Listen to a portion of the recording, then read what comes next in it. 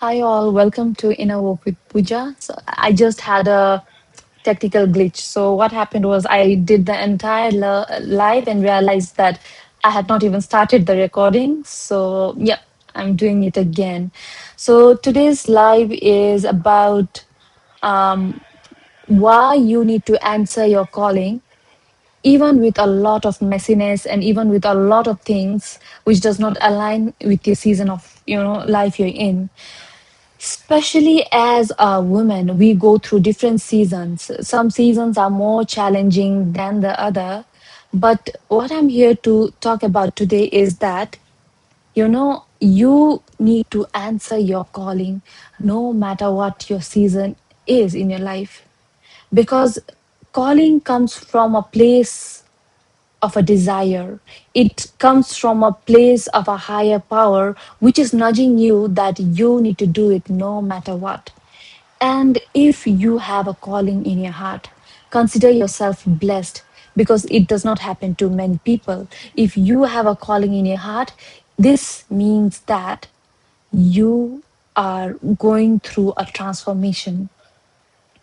And this is why this episode is going to be about those moms out there who are letting go of the calling or procrastinating it, thinking that you are not aligned yet, you are not ready yet, you don't have the time yet, you don't have the resources yet, you are not ready yet. Because that is something that I myself went through. And like I understand that as a new mom, you have so many challenges that you need to go through to make it possible. But when I'm 5 months postpartum now, but for the longest time ever, I was procrastinating my calling and thinking that I will do it when times get better, when things get easier, when things get more manageable, and I have more time in my hand. But what I realized was, when I started taking inventory of my time, when I started taking inventory of what I was doing with my time, I realized that there was a lot of time every single day which I would spend doom scrolling, which I would spend, like getting scattered, overthinking, or just doing nothing because I had let go of control. Not in a masculine way or a way where I don't feel empowered, but I was basically let the day run through, like run with on autopilot without any sort of intention. Like previously, what I used to do was I was intentional about what I was doing every single day. So I would plan my day in advance. But when I became a mom, that wasn't possible. I had days which was very unstructured and I needed to flow with it. But despite of that, I definitely knew that there was some pockets of time available for me which I could actually use for working on my passion, working on my calling, because deep down I knew that I had to do it. And when I was not doing what I was supposed to do, it was making me miserable. I was exhausted of thinking. I was constantly tired, and I felt more tired by not doing it than actually doing it. And callings can be different for different people. For some, it might be starting working on your passion. For some, it might be writing. For some, it might be exercising. For some, it might be painting. It is different for different people. And I think even when you are a new mom, you're not selfish in choosing to answer your calling, finding those pockets of time in your day and choosing it. Because now, you know what? Society has always glamorized self sacrifice in moms. They expect you to give and give and give and never think about yourself. They expect that you need to give to everyone first from an empty cup and then focus on you. But imagine what kind of life, what kind of household, what kind of presence you will have in your household if you are giving from a place of overflow. When you have filled your cup first, and when you're giving from overflow, you're happy, you're radiant, you are emotionally regulated, you're not as tired. And when you are giving from a full cup, your environment, your family, your kids, everyone benefits from that, right? You are the energy keeper of the house, and you when you have managed your own energy, you can definitely benefit by giving that to others as well.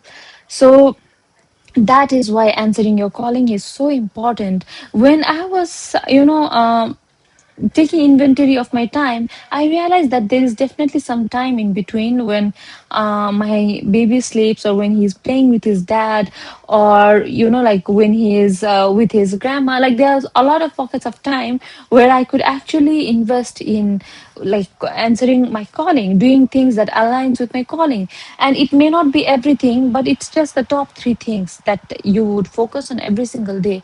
So what I started doing was I started planning my day in advance and making sure that I at least focused on three main things every single day that I was focused on, that I was doing. And as I started doing that, I realized that my confidence was increasing. I was feeling happier. I was more grounded. I was not overthinking as much. And I felt happy from the inside out. I felt joyful, even though there were 20 things in my to do list, like taking care of the house, cleaning the house, making sure everything is organized, and things like that. I knew that eventually those things, even if the house was organized or cleaned, was it going to make me more happy, or was using that time to answer my calling going to make more happy?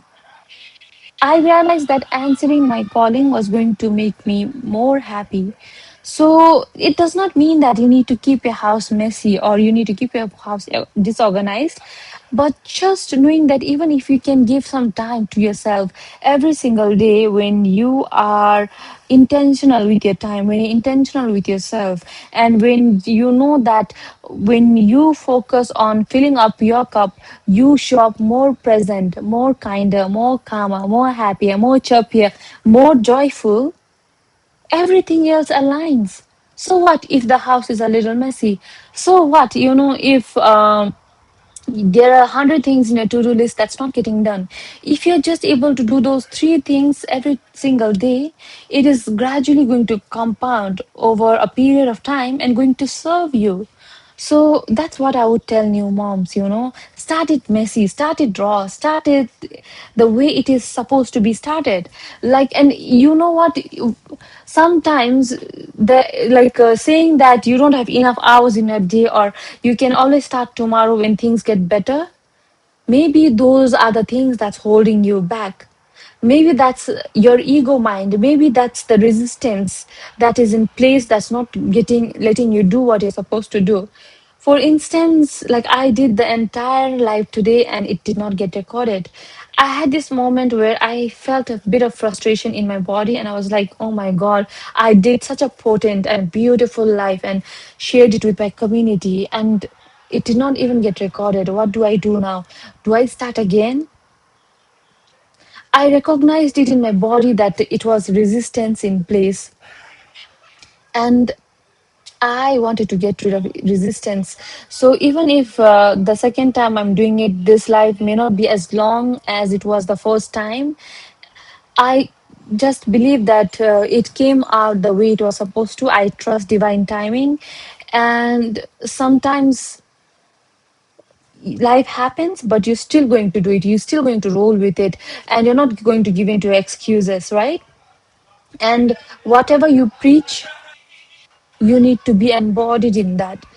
Because if you're just preaching, if you're not embodied in that, then what's the point? So that's why I decided to come again and do it, even if it's for like 10-15 minutes.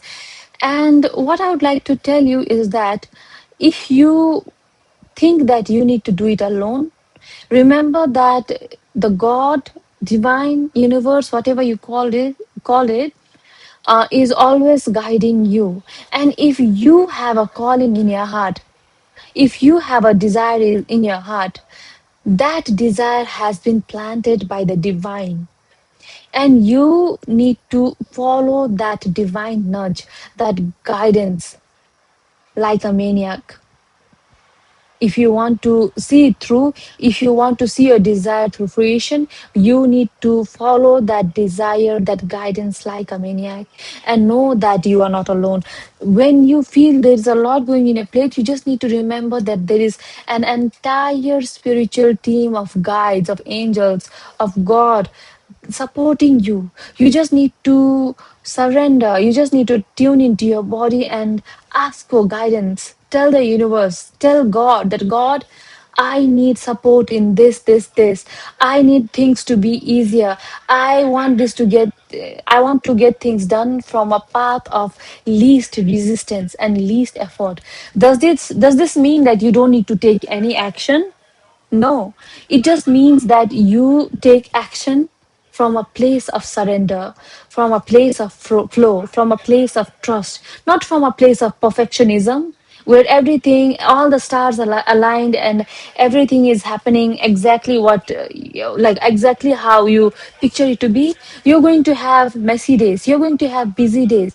It's not how you show up in the perfect days, but it is how you show up in the messy days that's going to count. It's how you show up in the busy days, on the chaotic days, that's going to count. Because then you build that trust with the divine. Then you build that trust with God. Then you tell God. Then this is how you're communicating to God, that God, you can trust me with your guidance. You can trust me with your ideas, because I am going to make sure, no matter what's going to happen in the outside, no matter what's going to happen in the external, I am going to show up and I am going to do it every single day, no matter what. And when you build that level of conviction, when you build that level of certainty, everything will start becoming effortless, everything will start becoming easy. And those things in your vision board that is sitting there from ages, but you can never seem to manifest it. When you follow your intuition like a maniac, everything else will follow you. Because remember this and write it down. The quality of your life, the quality of your time depends on the level and depth of your focus. I repeat this again. The quality of your life, the quality of your time depends on the level of your focus, the depth of your focus. If you have a tunnel vision, if you are putting your priorities, if you know what your priorities are, if you know what your values are, if you know what is important to you, if you know what your focus is, nothing else matters. Like everything else is in the background, but because you have this tunnel vision, you're focused on handful of things that you need to get done every single day. That is when the quantum leap happens. And if this resonates with you, what I'm going to tell you is that don't procrastinate.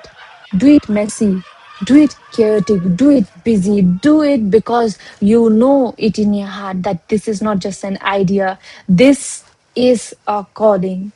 So definitely start today in small ways to shop for yourself, fill your cup first, and definitely give from your overflow to the world.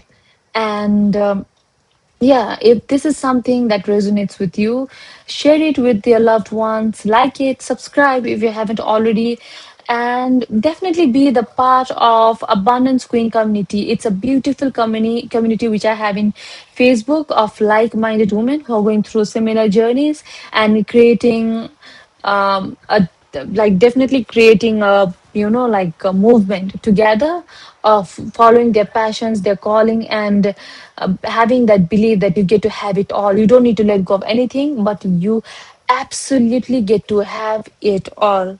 So until next time, peace, much love, and please keep on creating your inner abundance. Bye.